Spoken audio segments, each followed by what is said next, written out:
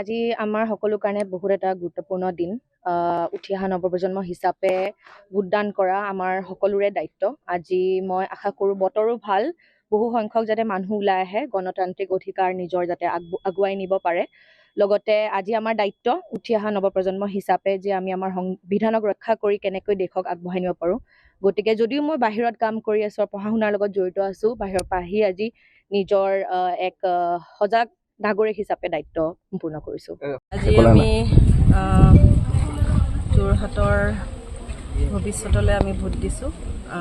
কেনেধৰণে উন্নয়ন আমাৰ যোৰহাট লোকসভাৰ ছবিখনে যাতে হয় আৰু ৰাইজৰ যাতে ভাল হয় সেই চিন্তা কৰি আজি আমি আমাৰ ভোট প্ৰদান কৰিছোঁ।